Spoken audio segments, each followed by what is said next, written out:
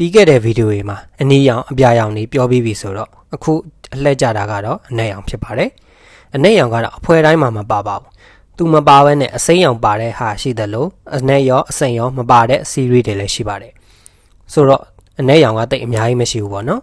ပုံမှန်အားဖြင့်တော့အနက်တွေကအထားကြတယ်ခေါင်းပါတယ်ချက်ကကန်နိုင်တယ်ခွန်အားအနေနဲ့ဆိုတတ်ပါတယ်ကျန်းတယ်ပေါ့နော်တခါတလေအနီနဲ့တောင်ပြိုင်ကျင်တာမျိုးတွေရှိပါတယ်မှန်တိုင်းပြောရင်အနက်ရောင်ကကျွန်တော်အကြိုက်ထဲမှာအများကြီးမရှိပါဘူးအဲအကြောင်းမို့ဒီဗီဒီယိုထဲမှာတော့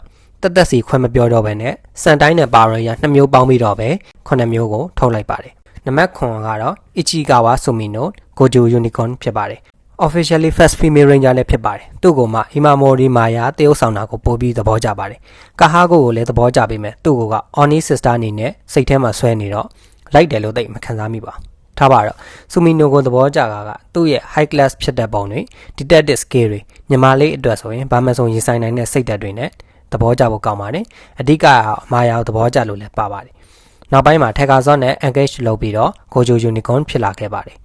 နံပါတ်6 Inuzuka Tsubasa Inu Brother သူ့ကောင်မလေးကိုဂျူဒိုကဖမ်းသွားလို့လိုက်ရှာရင်းနဲ့ Inu Brother ဖြစ်လာခဲ့တာပါလူပုံစံကအထားကြပြီးတော့ Ranger ပုံစံကကြချစ်ဖို့ကောင်းပါတယ်သူ့ပုံစံကလည်းကြက်ကန်ကန်ဖြစ်ပြီးတော့စော်ပူမိနေတဲ့လို့ဖြစ်နေပေမဲ့တကယ်တမ်းလိုအပ်လာရင်အဖွဲ့သားတွေကိုအမြဲကူညီပေးပါတယ်ကီဂျီနိုဆန်နဲ့လည်းစော်လူပန်မန်မသိခင်ကတည်းကတောက်လျှောက်ခင်လာကူညီပေးလာခဲ့တာပါ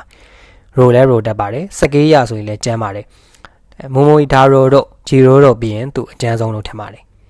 ်နံပါတ်5 Dylan Power Ranger RPN Series Black ပါသူကလူတစ်ပိုင်းဆဲအုပ်တစ်ပိုင်း Ranger တယောက်ဖြစ်ပါတယ် Vangelis ကသူ့ကိုခေါ်ယူစမ်းသပ်ဖို့လုပ်နေစဉ်ထွက်ပြေးလာခဲ့တဲ့လူလည်းဖြစ်ပါတယ်အသိမိနေတဲ့လူတယောက်လည်းဖြစ်ပါတယ်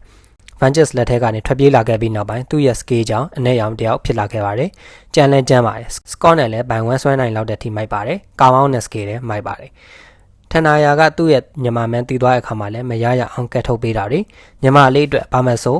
ပေးဆက်ဖို့ပြင်ထားတာတွေကလည်းသဘောကျစရာအပိုင်းဖြစ်ပါတယ်။နောက်ပိုင်း Vangelis လက်ချက်နဲ့ဆက်တွေ virus ကိုက်ခံရတော့သူလည်းပါဝင်ခဲ့ပြီးတော့ဒေါက်တာခေရဲ့ဖြည့်စည်းနဲ့ပဲလူလုံးပြန်ဖြစ်သွားခဲ့ပါတယ်။သူ့ညီမလေးလည်းပါဝင်ပါတယ်။ဝါရောင်ဖြစ်တဲ့ဆမ်မနဲ့လည်းတွဲခဲ့ပါသေးတယ်။နံပါတ်4 Yuki Gai Black Condor သူကတော့အသက်ကွဲသမားတွေပေးဆက်သူတွေဆိုရင်ပိုသိကြမှာပါသူလည်းအစကစော်ကြီးပဲဖြစ်ခဲ့ပြီးတော့ခါအိုရီနဲ့တွေ့ရဲ့နောက်ပိုင်းမှာတော့တကယ်ကိုချစ်မိသွားခဲ့ပါတယ် Jetman ဖြစ်လာတော့လည်းမတိုက်ချင်ပါဘူးတိုက်ရင်လည်းအသင်းအဖွဲ့အနေနဲ့မလုပ်ချင်ပါဘူး Rule နဲ့လည်းမတည့်ပါဘူးအဲ့ဒါအပြင်ခါအိုရီက Rule ကိုသဘောကျနေတော့ပိုဆိုးတာပေါ့လေရန်ဖြစ်တာကလည်းခဏခဏပါပဲနောက်ပိုင်းသင်ယူမှုတွေကနေတဆင့်တဖြည်းဖြည်းပြောင်းလဲလာပြီးတော့အဖွဲ့သားတွေကိုချစ်ခင်လာပြီးတော့အနစ်နာခံတဲ့လူဖြစ်လာခဲ့ပါတယ်စကိတ်ကလည်းကြံပြီးတော့ Grey နဲ့ 1-on-1 တိတ်ခဲ့ပါသေးတယ်နောက်ဆုံးဇက်သိန်းကတော့အလုံးသိပြီးသားမလို့မပြောတော့ပါဘူး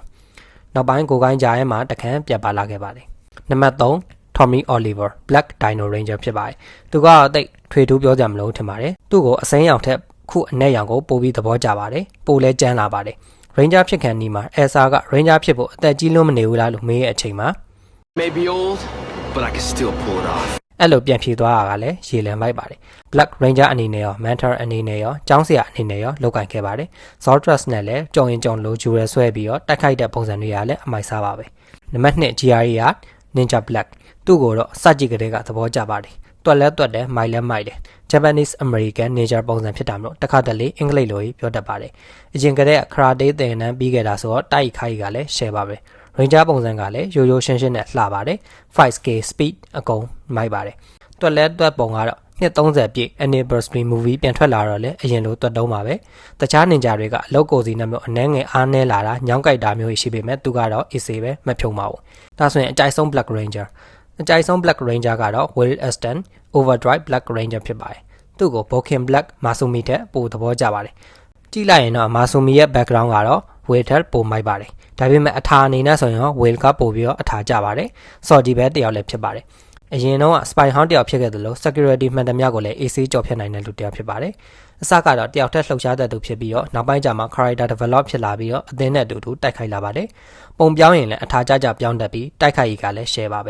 ကျွန်တော်အထင်ပြောရရင် Red Ranger ဖြစ်တဲ့ Matt က Sentinel Knight Power ကိုမသုံးရင် Matt Gold Well က AC သိပ်လို့ရပါတယ် Overdrive ထဲမှာ Strong ကအဖြစ်ဆုံးလို့လည်းပြောရပါမယ်ခန်တော်နဲ့လည်းကြော်ရင်ကြုတ်လို့တယောက်ချင်းကြိတ်ပါတယ်နောက်ဆုံးမှာလည်းဂျူရယ်ရှင်းရင်းနဲ့ပဲခန်တော်ကိုအမှောက်သိမ့်နိုင်ခဲ့ပါတယ် Black Ranger တွေရဲ့မှာဆိုလည်းအထားကြဆုံးပဲဖြစ်မယ်ထင်ပါတယ်တခြားမိုက်တဲ့အကျန်းနဲ့အနက်ရောင်စန်တိုင်ရော Ranger ရောအများကြီးရှိပါတယ်ဒါကတော့ကျွန်တော်ကြည့်ဘူးသမျှတွေကအကြိုက်ဆုံးကိုပဲကျွေးထုတ်ထားပါ တခြားအကြောင်းတွေကိုလည်းအလှည့်ကျပြောပေးသွားမှာဖြစ်လို့ကျွန်တော်ရဲ့ channel လေးကို like follow subscribe လုပ်ပြီးတော့စောင့်ကြည့်ပေးခဲ့ကြပါဦး